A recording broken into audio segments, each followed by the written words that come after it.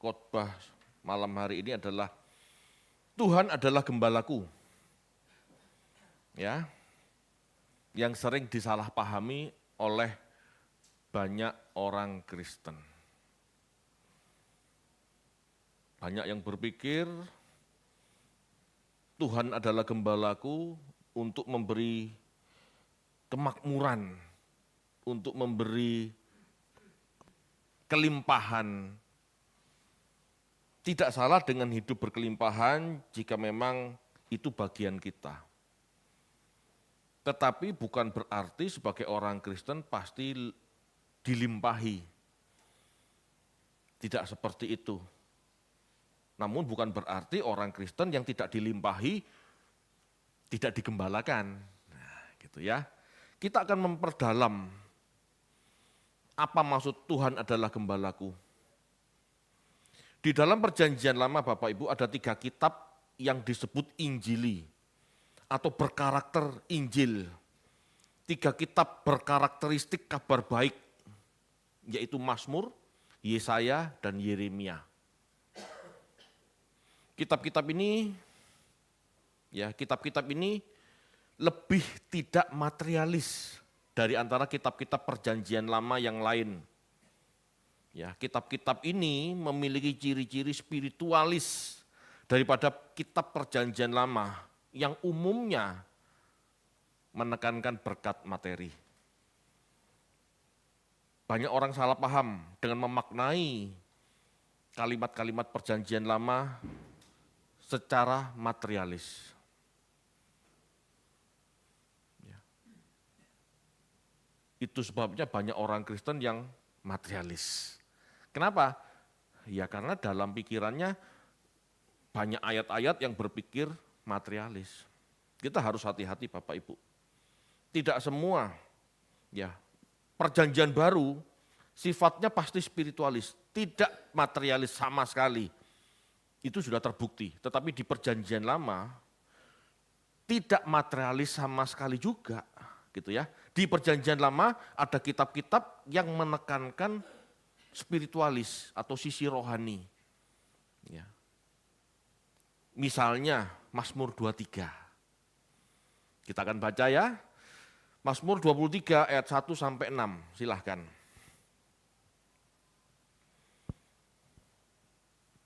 Mazmur 23 ayat 1 sampai 6. Mazmur Daud. Tuhan adalah gembalaku, takkan kekurangan aku. Ia membaringkan aku di padang yang berumput hijau, ia membimbing aku ke air yang tenang. Ia menyegarkan jiwaku, ia menuntun aku di jalan yang benar oleh karena namanya. Sekalipun aku berjalan dalam lembah kekelaman, aku tidak takut bahaya, sebab Engkau besertaku. Gadamu dan tongkatmu, itulah yang menghibur aku. Engkau menyediakan hidangan bagiku, di hadapan lawanku, Engkau mengurapi kepalaku dengan minyak, pialaku penuh melimpah.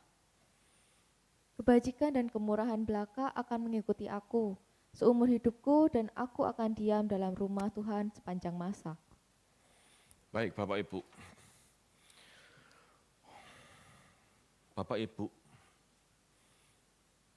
latar belakang kitab Mazmur 23 khususnya ayat 1 sampai 6, kemungkinan besar ini adalah pujian berdasar pengalaman Daud dalam pelarian dikejar Saul atau dikejar Absalom. Ingat ya, Daud dalam hidupnya pernah diburu oleh Saul untuk dibunuh dan dikejar oleh anaknya sendiri untuk dikudeta. Ya, di mana saat itu Daud membutuhkan bimbingan untuk menghindar dari tangkapan atau bahkan pembunuhan. Banyak orang Kristen berpikir Daud itu menjadi raja baik-baik saja, lenggang kangkung, adem ayem sampai di masa tua. Tidak. Ya, dalam hidupnya dia pernah dikejar Saul mau dibunuh, bahkan pada saat tuanya dia hampir dibunuh anaknya, Absalom. Kalau nggak salah Absalom. Ya. Bapak Ibu, jadi Daud saat itu dalam lembah kelam, dalam masa-masa sulit.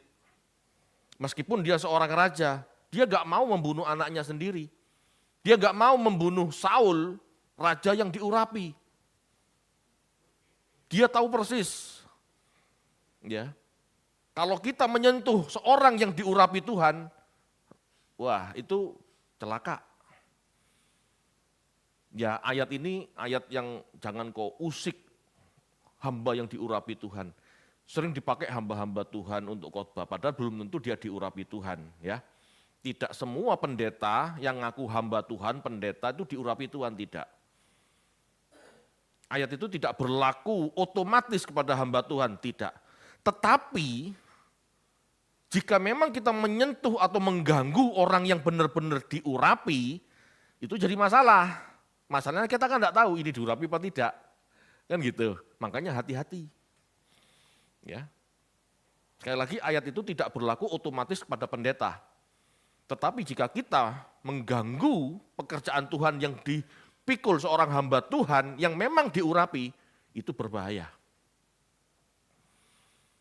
Jadi Daud saat itu Bapak Ibu tidak berani menyentuh Saul. Karena Daud tahu persis Saul diurapi oleh Samuel.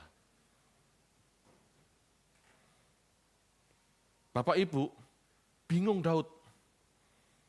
Mau dibunuh tapi membunuh enggak bisa. Yang satu diurapi. Mau membunuh, mau membalas membunuh enggak mungkin. Itu yang kudeta itu anaknya. Bapak Ibu, Daud dalam pelarian. Dalam hidupnya Daud dalam pelarian. Masalah, pasti masalah. Masalah Bapak Ibu. Melawan Saul berarti perang saudara. Melawan Absalom, perang melawan keluarga sendiri. Ya. Daud membutuhkan bimbingan. Ya, bisa jadi saat itulah Daud,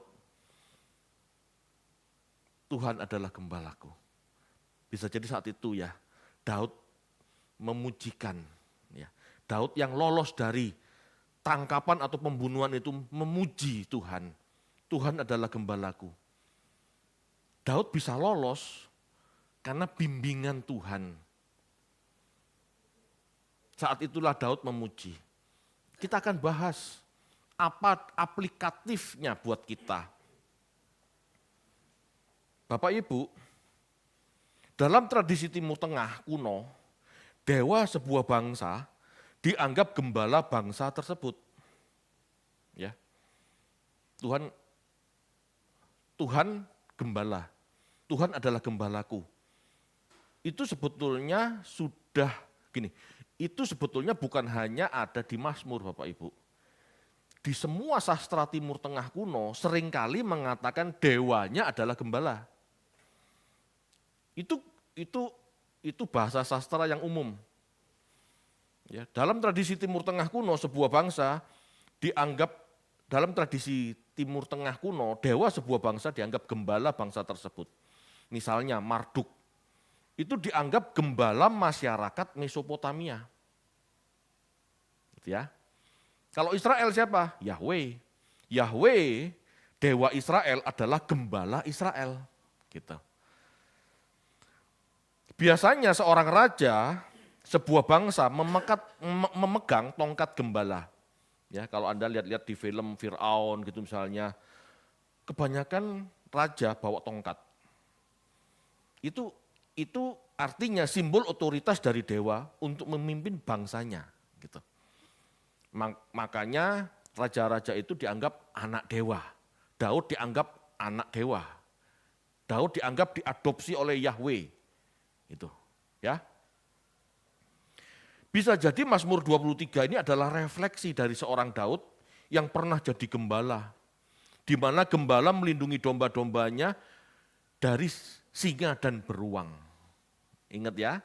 Jadi Mazmur 23 itu muncul sebagai kesadaran, sebagai refleksi Daud yang pernah melindungi domba-domba.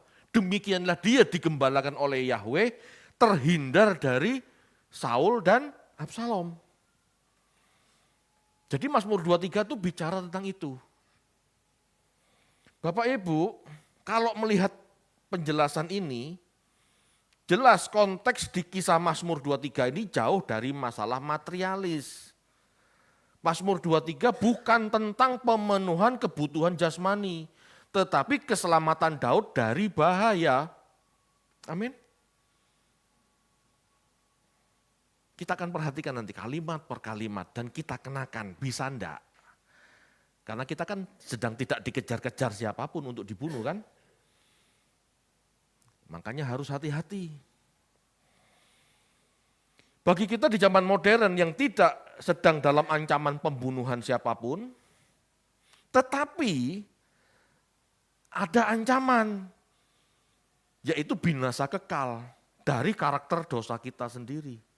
Kalau Daud dulu mau dibunuh sama Saul atau Absalom anaknya, kita ini juga dalam ancaman binasa kekal dari dosa-dosa kita. Maka untuk kita kenakan Mazmur 23 ini harus dilihat, dipahami secara spiritual. Sehingga hikmatnya bisa kita kenakan. Jika tidak memahami cara menafsir ayat-ayat ini, ya sembarangan. Seperti dulu saya pun berpikir Mazmur 23 adalah Allah akan mencukupi segala kebutuhan jasmani saya. Tuhan adalah gembalaku, tak akan kekurangan, aku tak akan kekurangan apa-apa. Pikirnya kan gitu. Pengen rumah punya rumah, pengen mobil punya mobil. Kan gitu. Tak akan kekurangan kan? Dulu asumsi saya begitu. Tetapi setelah saya baca secara konteks, ini tidak ada hubungannya dengan materialis sama sekali. Akan kita bedah ya. Bapak Ibu, dikatakan ayat pertama, Mazmur Daud. Tuhan, itu Tuhan huruf besar semua, itu Yahweh maksudnya. Mazmur Daud, Yahweh adalah gembalaku, takkan kekurangan aku. Bapak Ibu, kita tahu Yahweh adalah nama atau otoritas Bapa yang telah diserahkan kepada anaknya. Siapa? Yesus. Itu sebabnya di dalam perjanjian baru, Yesus berani menyatakan dirinya sebagai gembala. Ingat, dalam Israel kuno sebelum Yesus lahir, siapa gembala? Yahweh. Daud mengatakan, Yahweh gembalaku. Betul? Tetapi kenapa di perjanjian baru Yesus berani ngomong, akulah gembala yang baik. Kenapa enggak Yahweh? Karena nama itu sudah diserahkan kepada Yesus. Otoritas keselamatan manusia sudah diserahkan pada Yesus. Jadi Yesus menyatakan, akulah Yahweh, akulah yang mengemban karya keselamatan Allah untuk orang Israel. Yesus tidak mengatakan Yahweh gembalaku, dia mengatakan aku gembala yang baik. Perhatikan ini. Ini membuktikan bahwa Yesus menerima nama itu, menerima otoritas karya keselamatan Bapa untuk umat Israel, untuk orang percaya.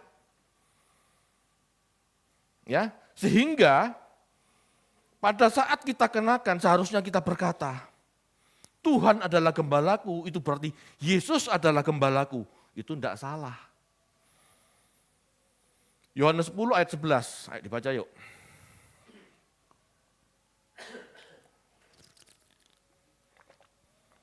Yohanes 10 ayat 11. Akulah gembala yang baik memberikan nyawanya bagi domba-dombanya. Halo, jelas. Yesus mengatakan, akulah gembala yang baik. Ayat 14 sampai 15. Yohanes 10 ayat 14 sampai 15. Akulah gembala yang baik dan aku mengenal domba-dombaku dan domba-dombaku mengenal aku. Sama seperti Bapa mengenal aku dan aku mengenal Bapa dan aku memberikan nyawaku bagi domba-dombaku. Amin. Gembala kita itu Tuhan Yesus Bapak Ibu. Bapa telah memberi mandat kepada anak, selamatkan manusia. Oleh sebab itulah Bapak Ibu, seperti Daud yang merasa cukup dengan penyertaan Yahweh, demikianlah seharusnya kita tidak akan butuh apa-apa lagi. Yesus cukup bagiku. Penyertaan Allah melalui firman-Nya, Yesus cukup untuk menyelamatkan kita dari maut. Seharusnya itu. Kita tidak boleh membutuhkan yang lain. Yesus cukup bagiku. Aku tidak butuh apa-apa dari yang lain. Karena Yesus mencukupkanku. Dalam penyertaan Allah, dalam hidupku, Yesus cukup bagiku. Tidak perlu tambahan yang lain.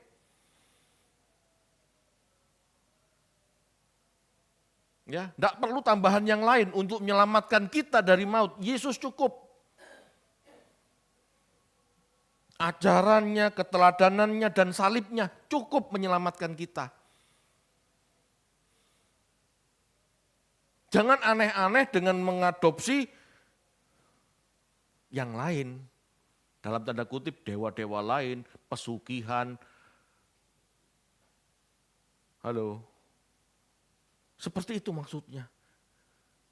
Aji-aji, jimat-jimat, tidak perlu.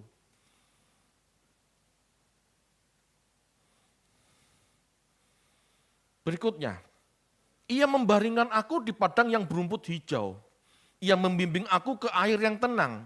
Ia menyegarkan jiwaku. Di Septuaginta tertulis suke.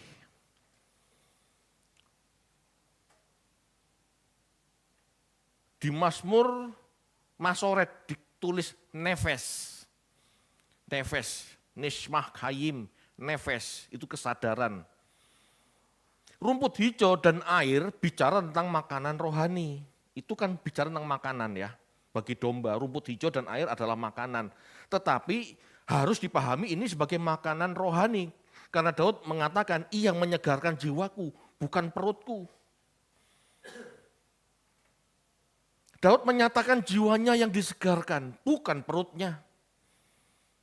Ini berarti Bapak Ibu, Tuhan Yesus menyediakan kebenaran firman yang menyegarkan jiwa kita, menyegarkan pola pikir kita. Pola pikir kita dibaharui, cara berpikir kita semakin baik, berkenan dan sempurna. Ini maksud ayat itu. Ia membaringkan aku di padang yang berumput hijau, ia membimbing aku ke air yang tenang, ia menyegarkan jiwaku. Artinya kebenaran firman adalah makanan jiwa yang membuat kita mampu berpikir lebih baik, berkenan dan sempurna. Fresh, firman Tuhan itu merefresh jiwaku. Membuat hatiku tenang, membuat aku tahu jalan yang harus kutempuh. Menyegarkan jiwa, menyegarkan kesadaran batin, menyegarkan.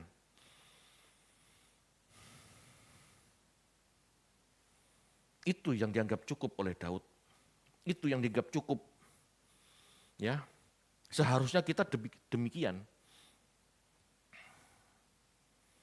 Ia menuntun aku di jalan yang benar. Ya, di jalan yang benar, benar di situ di kayu sune atau Ibraninya sadakah. Ia menuntun aku di jalan yang benar oleh karena namanya. Dalam pelarian Bapak Ibu, Daud tidak sembarangan bertindak.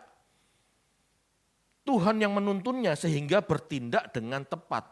Termasuk mempertimbangkan Saul sebagai orang yang diurapi, itu adalah firman Tuhan. Daud mengerti kalau aku melawan, tidak sesuai firman Tuhan. Daud mengerti, dia menghormati orang yang diurapi Tuhan. Itu sebabnya dia tidak melawan.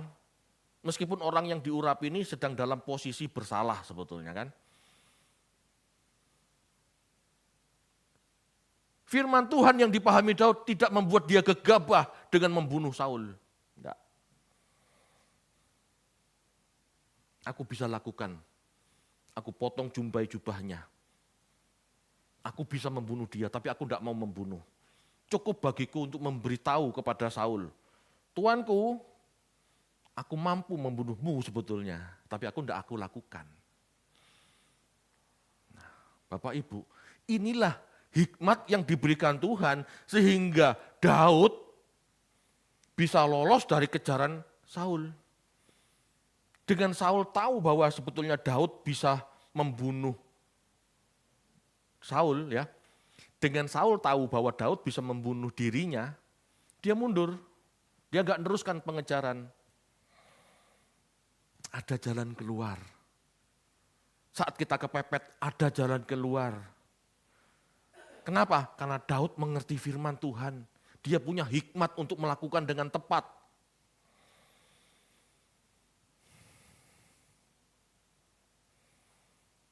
Tuhan menggembalakan kita, Bapak Ibu, artinya menuntun pikiran kita, memimpin perasaan kita, memimpin kehendak kita, agar mampu bertindak adil dan benar. Bukan semau kita, atau demi kepentingan kita sendiri, tetapi adil juga bagi semua orang. Bayangkan Bapak Ibu, kalau Daud saat Saul BAB di gua itu, lalu dia bunuh, apakah itu baik bagi semua orang? Belum tentu. Belum tentu, bisa jadi perang saudara.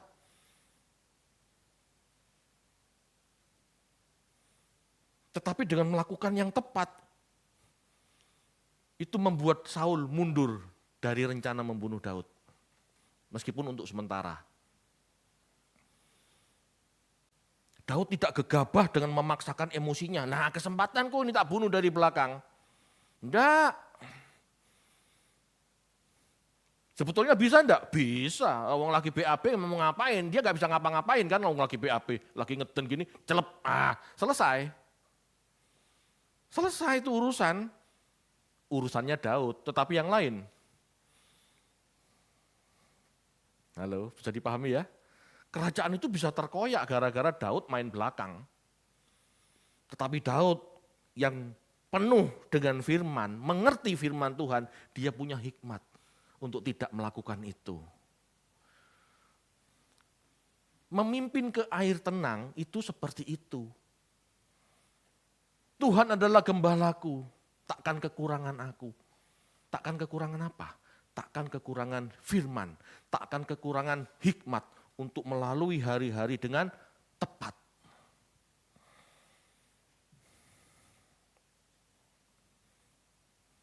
Sekalipun aku berjalan dalam lembah kekelaman, aku tidak takut bahaya, sebab engkau besertaku. Tongkatmu, gadamu itulah yang menghibur aku. Ya, di Mazmur dikatakan demikian. Bapak Ibu, gada dan tongkat itu simbol tentang pengaman atau perlindungan Tuhan. Ya. Biasanya Bapak Ibu gembala itu pakai bawa tongkat, bawa gada, bawa pentungan gitu ya. Itu untuk menjaga domba-domba dari serigala, dari beruang, dari singa. Gitu ya. Kalau kita kenakan di dalam hidup Kristen kita, jelas Tuhan Yesus bukan gembala beneran. Ya. Dia anak tukang kayu. Dia seorang rabi. Jadi dia tidak bawa gada dan tongkat gembala. Kalau Yesus bawa tongkat gembala, bawa anak domba gitu ya di foto-foto Kristen di gambar. Itu kan cuma ilustrasi, tetapi sesungguhnya dalam sejarah Yesus tidak pernah jadi gembala. Kalau Yesus mengatakan gembala yang baik, itu arti rohani, dia menggembalakan umat Tuhan secara spiritual. Ya. Dengan kebenaran firman yang kita pahami, kita berjalan dalam penyertaannya.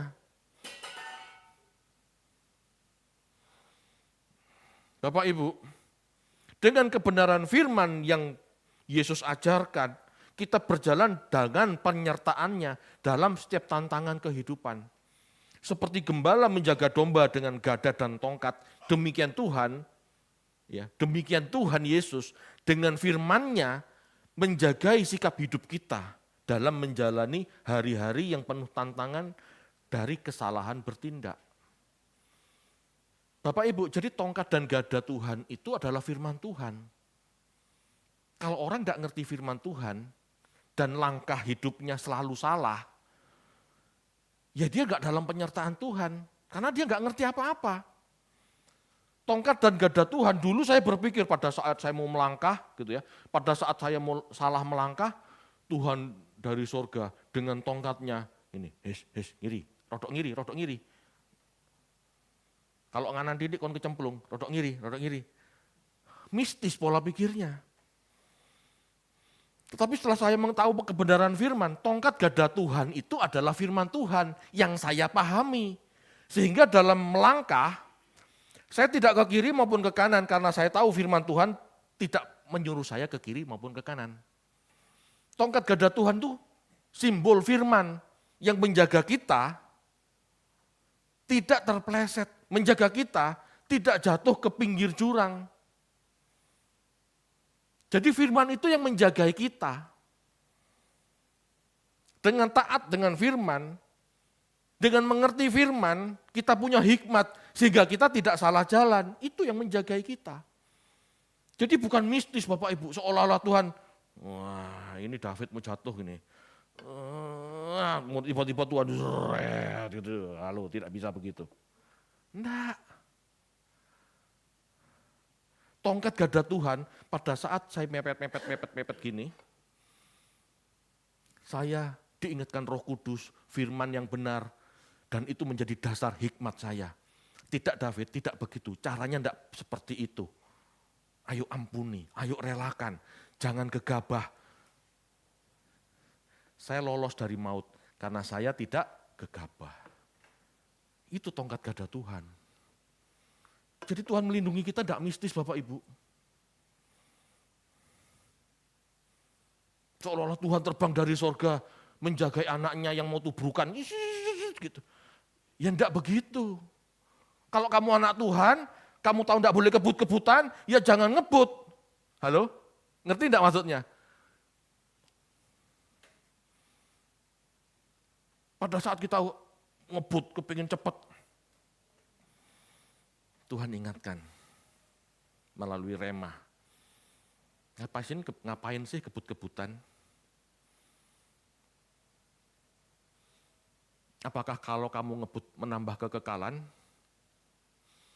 Tidakkah kamu bisa berkendara dengan sopan dan baik-baik saja? Itu loh tongkat gada Tuhan, membuat kita enggak ngawur dalam hidup.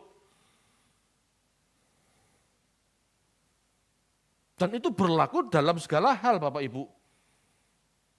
Mau investasi misalnya, ada iming-iming investasi yang luar biasa menarik.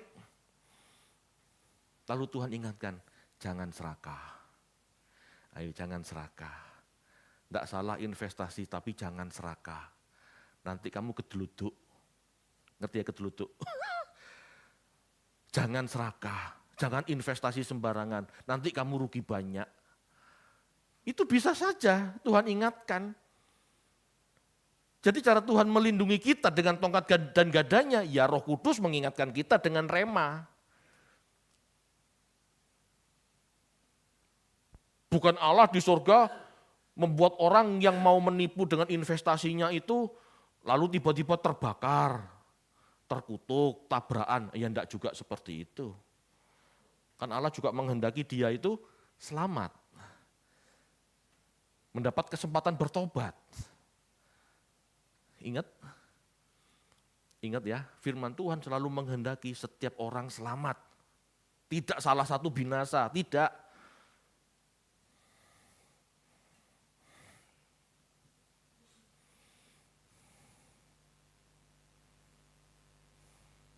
Engkau menyediakan hidangan bagiku.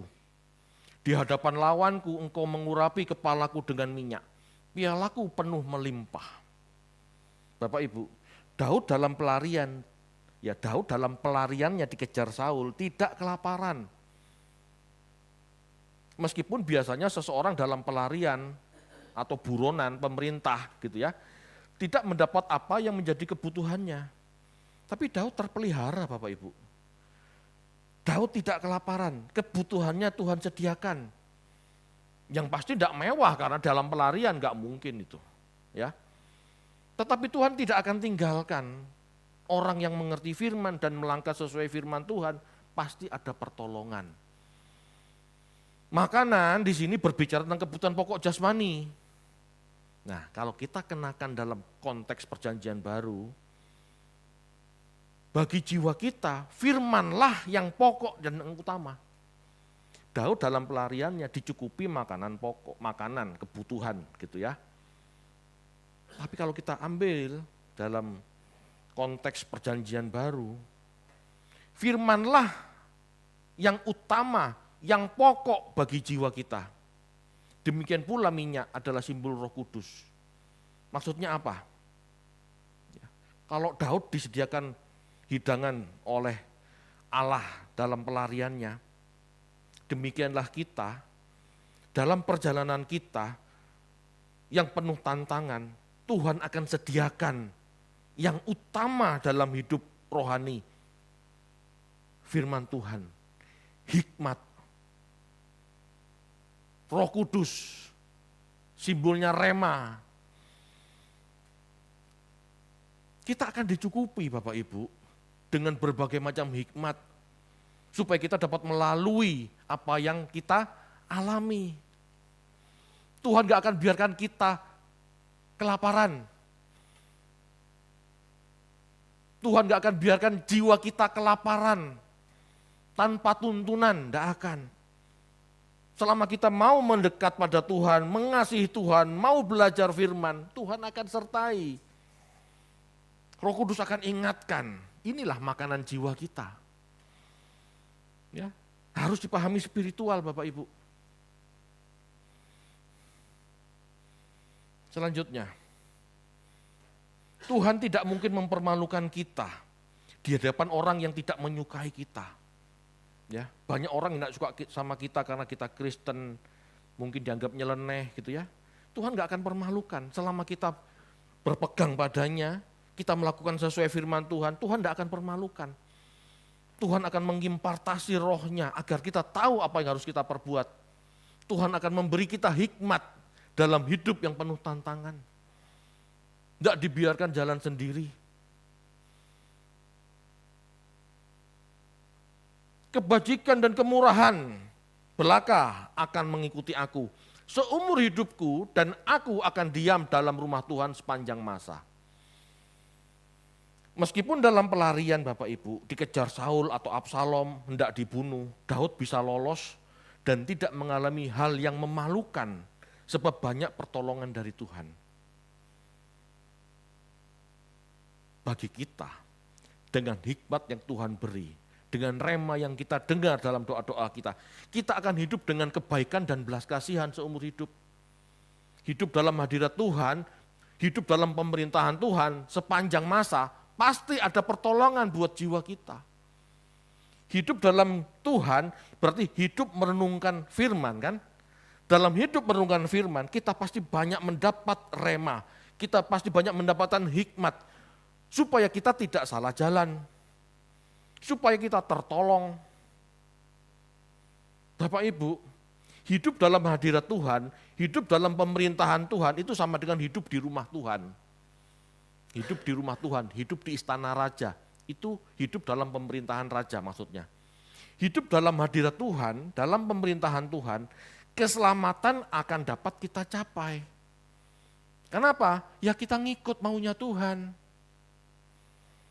Tidak ada yang gagal kalau kita hidup dalam pemerintahan Allah.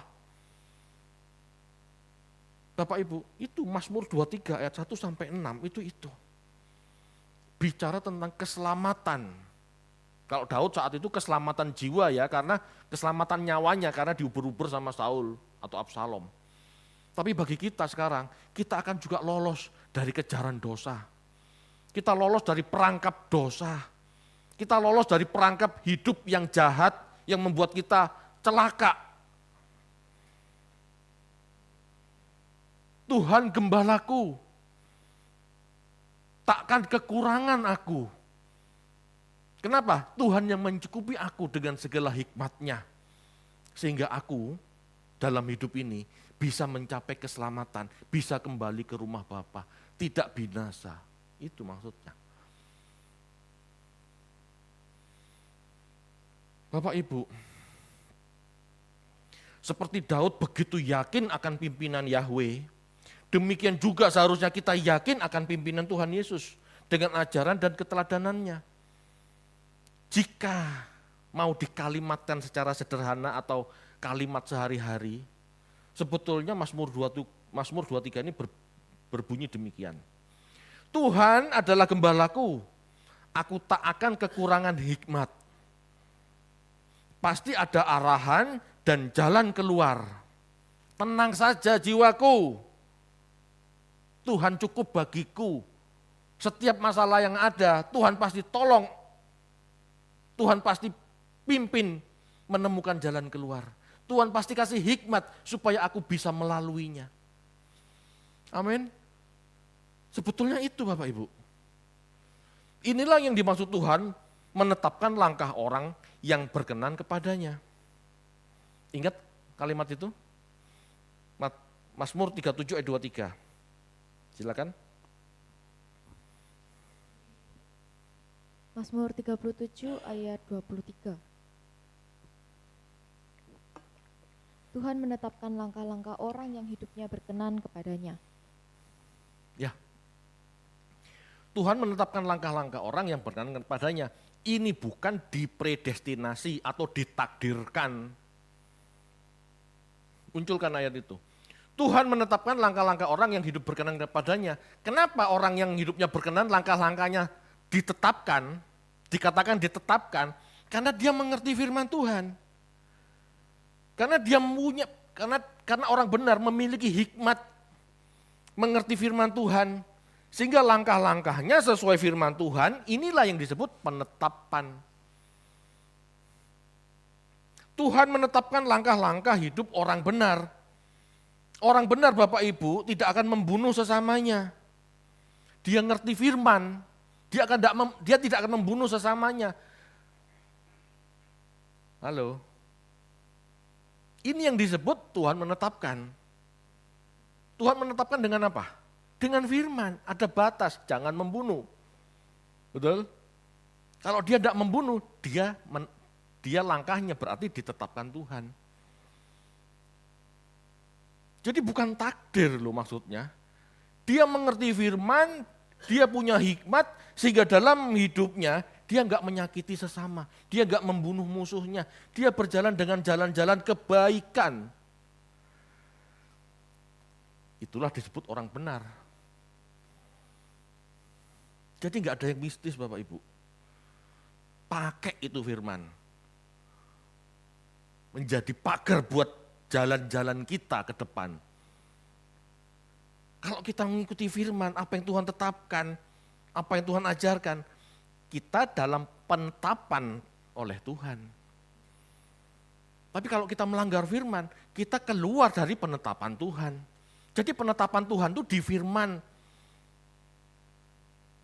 Mau enggak kita nurut? Selama kita mengenal dan melekat dengan pola pikirnya, kita akan mampu menyelesaikan paket hidup kita. Tapi kalau kita tidak mau melekat dengan pola pikir Tuhan, dengan firman, kita tidak akan mampu menyelesaikan paket hidup kita. Tapi terhenti di tengah jalan. Bapak Ibu, Dialah, Yesuslah yang akan membawa kita sampai tujuan, yaitu rumah Bapa yang kekal. Kalau kita nurut firman, kalau kita penuh hikmat, kalau kita enggak ngawur hidup. Ngawur hidup itu seperti apa sih Pak? Kok bisa enggak sampai ke rumah Bapa? Contoh, saat saya hidup ngawur, tidak mau olahraga, kurang istirahat, makanannya sembrono, ngerti diabetes makanannya karbo terus, tidak olahraga. Suatu saat Bapak Ibu, saya akan sakit. Pada saat saya sakit, proses progresivitas keselamatan saya pasti terhenti. Betul? Karena saya tidak bisa ngapa-ngapain. Tetapi kalau saya nurut firman Tuhan, Tubuhmu bait Allah. Jaga. Saya menjaga. Jaga makan, jaga istirahat, saya olahraga, saya tidak hidup dengan membaca buku-buku yang jorok, saya tidak melihat film-film yang tidak seharusnya saya lihat, saya benar-benar menjaga hidup saya umur panjang, maka progresivitas keselamatan yang saya harus kerjakan ini akan selesai, betul? Itu maksudnya. Jangan sampai kamu stroke gara-gara kamu sendiri. Jangan sampai kamu mati gara-gara kamu kebut-kebutan. Kalau kita nurut firman Tuhan, kita punya hikmat dari firman yang kita pahami, kita pasti tahu apa yang harus kita lakukan. Kita pasti tahu. Dan disitulah keselamatan bisa kita kerjakan sampai finish. Ya meskipun kita juga tidak pernah tahu ya. Kalau kita sudah jaga-jaga, tiba-tiba masih sakit saja, ya kita tidak pernah tahu. Tetapi setidaknya kita sudah mengikuti firman. Kita tidak salah di hadapan Tuhan. Jangan sampai kita sakit gitu ya, lalu Tuhan yang disalahkan. Tuhan kok enggak menjagai aku? Duh, aku menjagai kamu nak, kamu yang bandel. Kan gitu cara berpikirnya.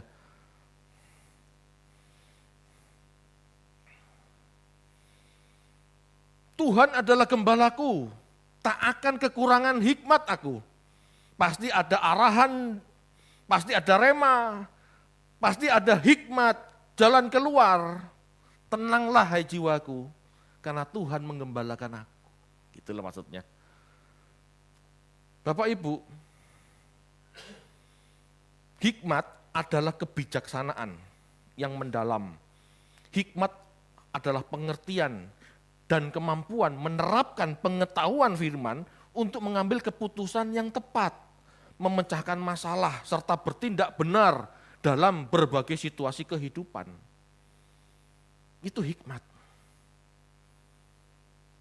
Hikmat Bapak Ibu diperoleh seseorang yang takut akan Tuhan dari pengetahuan, dari pengertian, dari kebijaksanaan. Kita baca yuk, Amsal 1 ayat 7.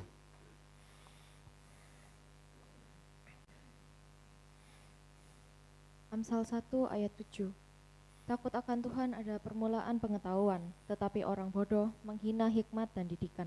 Ya, perhatikan konteks ayat ini. Takut akan Tuhan berarti dia menghargai hikmat. Takut akan Tuhan berarti dia mau tahu banyak hal, dia mau belajar. Takut akan Tuhan berarti dia mau dididik. Kalau orang tidak takut akan Tuhan, hidupnya sembrono, tidak mau dididik. Kenapa Tuhan menekankan pendidikan? Kita baca Amsal 8 ayat 12.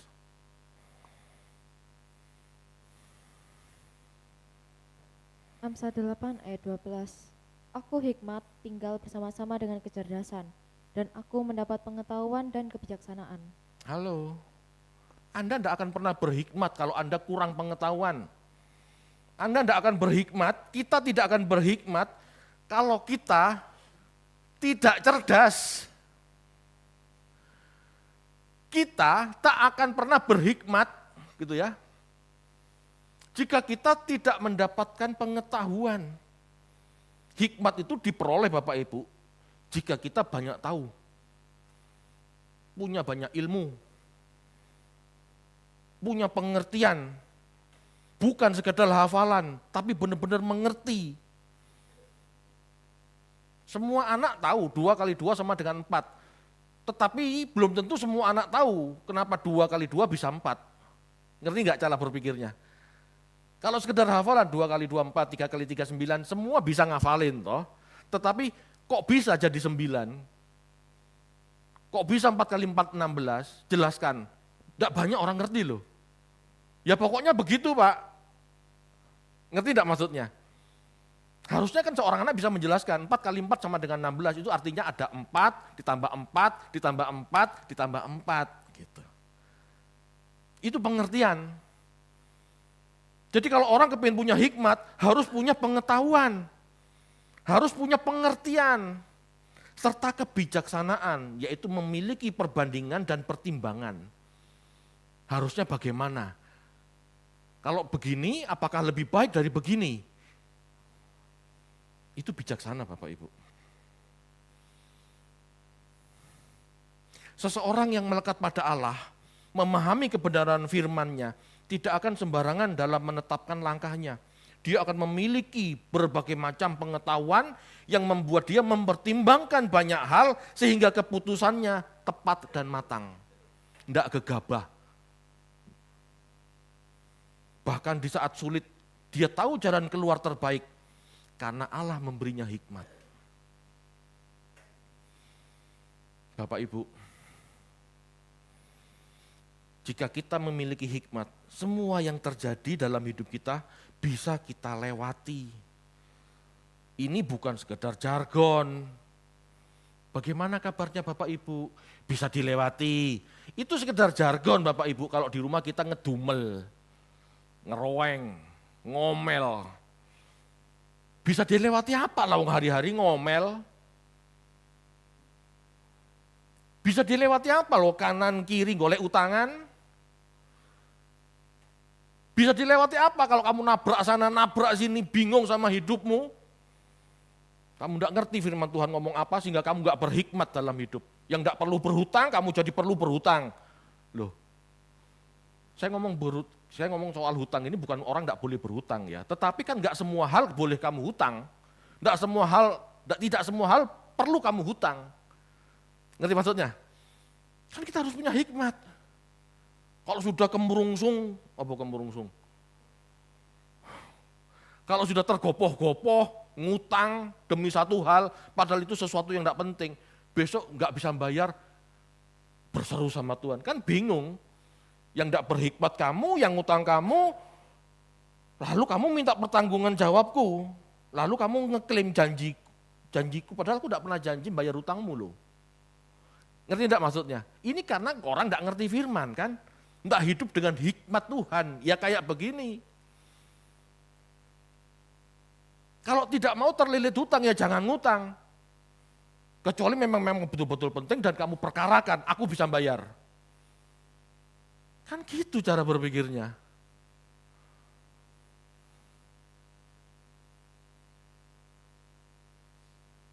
Halo Bapak Ibu.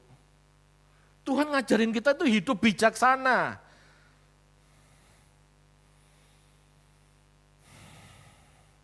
Jadi Bapak Ibu sangat salah jika seorang Kristen tidak mau belajar firman, tidak mau belajar berbagai macam ilmu. Sangat salah jika seorang Kristen tidak mau berpikir, logikanya tidak dipakai. Kenapa? Sebab Allah ingin kita berhikmat untuk menyelesaikan berbagai macam panggilan kita. Halo? Tidak tahukah kamu kalau orang percaya kelak akan menghakimi dunia? Masa perkara-perkara remeh-temeh itu aja kamu tidak dapat selesaikan? Halo? Ada ayatnya kan? Itu maksudnya belajarlah kamu, cerdaslah kamu, berpengetahuanlah kamu sehingga kamu bisa memutuskan segala perkara dengan tepat. Pakai itu otak. Tuhan ngomong begitu loh maksudnya. Milikilah hikmat. Dan untuk memiliki hikmat dikatakan di Amsal, hikmat itu kita miliki bersamaan dengan pengetahuan, kecerdasan, dan. Amin. Kalau kita masih percaya ini firman Tuhan, ya ayo. Tidak ada pertolongan Tuhan yang mistis. Kenapa saya katakan demikian? Karena Tuhan ingin kita dewasa. Karena Tuhan ingin kita tuh cerdas, dewasa, dan bisa mengatasi banyak masalah. Kenapa? Karena besok panggilan kita, orang percaya ini menghakimi dunia Bapak Ibu. Bagaimana kita menghakimi dunia kalau tahu ini enggak tahu?